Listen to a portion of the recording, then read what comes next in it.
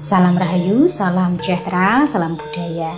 Assalamualaikum. Halo dulur, mudah-mudahan sehat selalu nggih, lancar selalu rezekinya dan selalu dalam perlindungan Tuhan Yang Maha Esa. Amin. Dulur, tayangan kali ini kita bahas mengenai kesadaran diri nggih. Cara sederhana melatih intuisi dan menangkap atau mendengar petunjuk semesta. Monggo disimak dulur, barangkali panjenengan memerlukan ya, atau ingin tahu lebih dalam. Ini cara sederhananya. Wilujeng Rahayu, sugeng midhangetaken.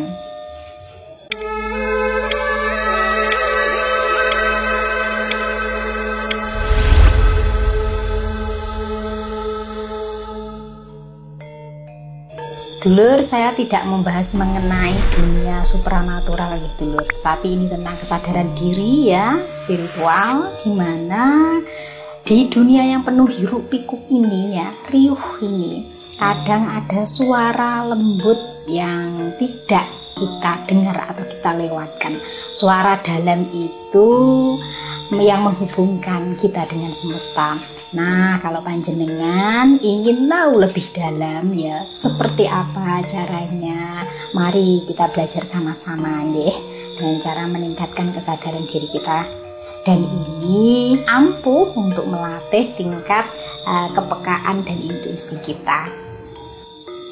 Bagaimana sih caranya melatih intuisi untuk mendengar petunjuk semesta itu?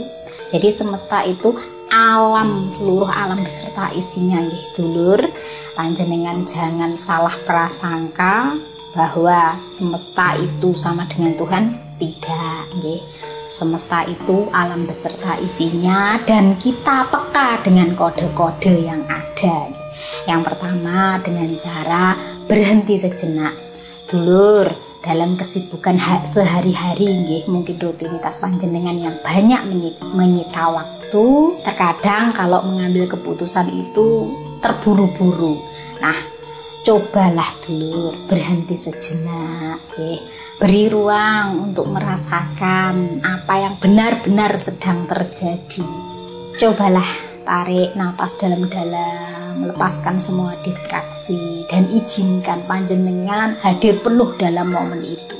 Karena dengan berhenti sejenak dan melakukan itu, panjenengan akan merasakan yang namanya apa itu suara kecil dalam hati panjenengan, dalam pandangan panjenengan, dan apa yang sedang panjenengan alami pada saat itu.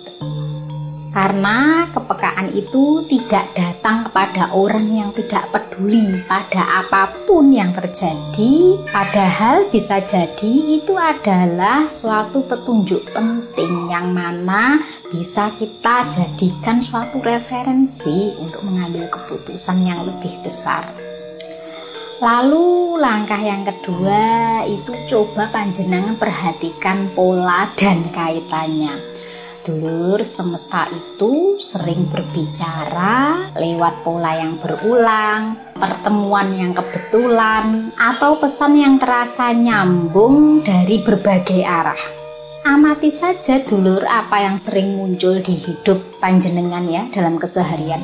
Apakah itu lagu, apakah itu angka, orang, suara yang ternyata itu tidak sengaja adalah jawaban maupun peristiwa. Suara yang seperti jawaban itu begini dulu. Ketika panjenengan menebak suatu warna, misalkan nggak tahu ini warna burgundi misalkan. Burgundi itu apa ya? Dalam hati berkata seperti itu. Ternyata tiba-tiba ada yang bilang merah tua atau merah gelap. Secara tidak langsung itu kan suara, tetapi jawaban yang agak nyambung ya. Atau ketika panjenengan memikirkan 3 kali 6 itu sama dengan berapa ya, ngitung belum selesai ada jawaban 18, dan itu secara tidak sengaja ya, dimana itu bisa dikatakan suatu kebetulan. Tetapi kebetulan yang berulang-ulang dan cocok itu merupakan petunjuk dari semesta, dimana itu bisa jadi petunjuk penting yang mana kita sering diberitahu lewat sesuatu yang tak terduga.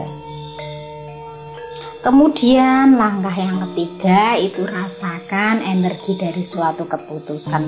Setiap pilihan itu membawa rasa tersendiri nggih dulur.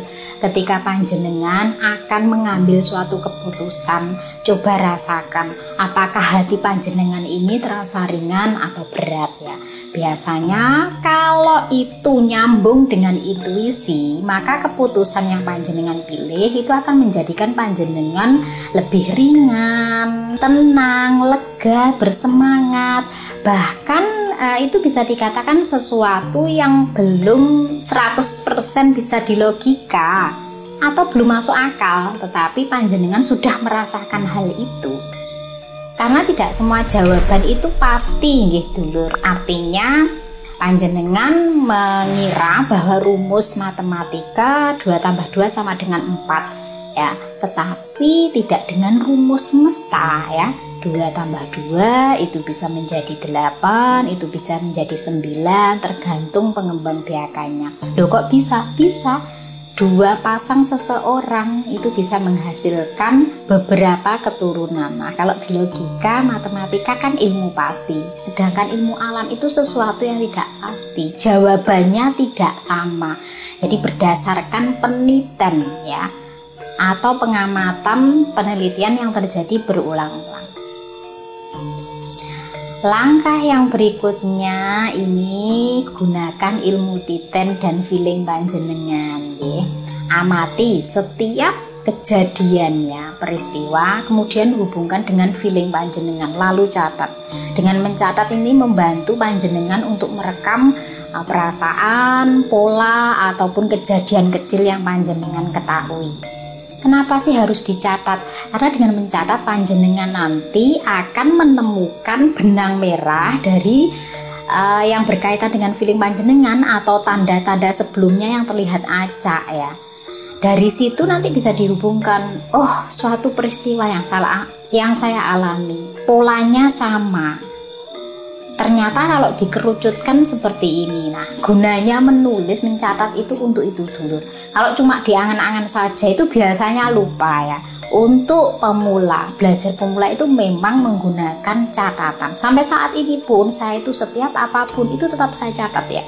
Supaya saya tidak lupa, supaya saya bisa mengambil ya keputusan yang mana tidak berdasarkan perasaan atau feeling saya saja sebenarnya, tetapi berkaitan dengan kejadian yang sebenarnya. Ini kalau orang dulu mengatakan mencatat diary ya, setiap kejadian itu ditulis, dicatat. Kemudian ketika membuka-buka lagi kan ingat, oh kejadian seperti ini apakah berkaitan dengan yang sekarang ini ya. Kejadian pada waktu itu masih berhubungan dengan hari ini. Nah, semua kan berawal dari yang telah terlewatkan gitu. Kemudian langkah selanjutnya ini dengan menebak menggunakan insting. Coba dulur panjenengan latihan sederhana ya, permainan sederhana. Gini contohnya, ketika panjenengan mendengarkan notif tertentu, coba tebak itu notifnya apa. Barangkali panjenengan merebak, oh ini notifnya Vika Channel mau tayang ya, misalkan ya. Ternyata sebelum panjenengan lihat layar ponsel itu sudah sama dengan insting panjenengan. Oh iya ternyata Vika Channel.